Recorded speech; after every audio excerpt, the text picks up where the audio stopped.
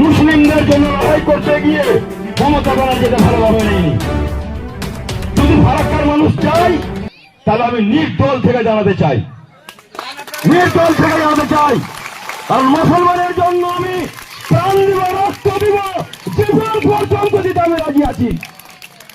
জীবন পর্যন্ত 5 বছর ধরে খাওয়া নেই, নেওয়া নেই, দেওয়া নেই, এমন কোন মানুষ আমার বাড়িতে গিয়েছে তাকে খালি হাতে ঘুরিয়ে পাঠিয়েছি।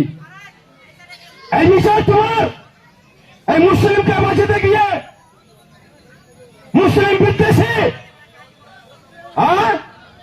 মুর্শিদাবাদে গোটা পশ্চিম বাংলাতে কোন মুসলিম বিধায়ক আওয়াজ উঠায়নি।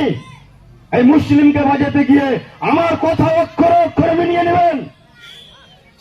যে কোনো জায়গাতে 1000-1200 ভোট আছে, সেখানে 700-800 এখনো একজুটিকে ছেড়ে রেখেছে। দেখেছি না রাখেনি? এদের ভবিষ্যৎ অন্ধকার করে রেখেছে। আর আজকে মনিরুল ইসলাম একজন মুসলিমের মুখ হতে গিয়ে বলির পাঠা। যদি আপনারা যদি সঙ্গে থাকেন, জনগণ শেষ কথা বলে, উনারা তো বলেন জনগণ শেষ কথা বলে, জনগণ শেষ কথা বলে, গণতন্ত্রে জনগণই শেষ কথা বলবে। আপনারা যদি আমাকে উৎসাহ দেন, আগামী দিনে আমি ইন্ডিপেন্ডেন্স লড়াইতে গিয়ে আমি আমার একাটা ছেড়ে দিতে চাই কি ফারাক্কাবাসীর মানুষ আমার হৃদয়ে আছে, আমি উনাদের হৃদয়ে আছি। এই কথাগুলো আমি বলছি। যদি আপনারা অনুমতি দেন, তো আপনারা যদি অনুমতি দেন, তাহলে আমি ইন্ডিপেন্ডেন্স নির্দল থেকে দাঁড়িয়ে আমি একটা সজোর একটা গালে থাপ্পড় মারবো। কারণ মুসলিমের মুখ হয়ে আমি দাঁড়িয়েছিলাম। আমি মুসলিম ঘরের জন্ম, আমি গর্বিত, আমি আনন্দিত কি মুসলিম ঘরে আমি জন্মগ্রহণ করেছি।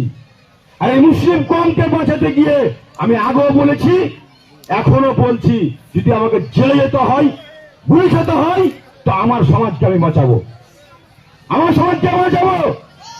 কারণ আমরা মরতে শিখেছি, কিন্তু মাথা নত করতে শিখিনি। একমাত্র আল্লাহর কাছে, খোদার কাছে আমরা মাথা নত করি।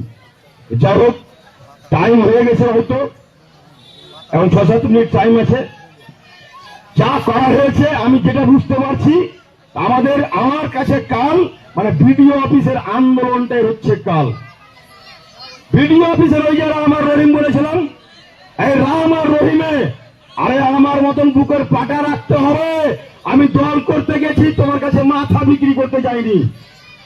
দল করতে গেছি, তোমার কাছে মাথা বিক্রি করতে যাইনি।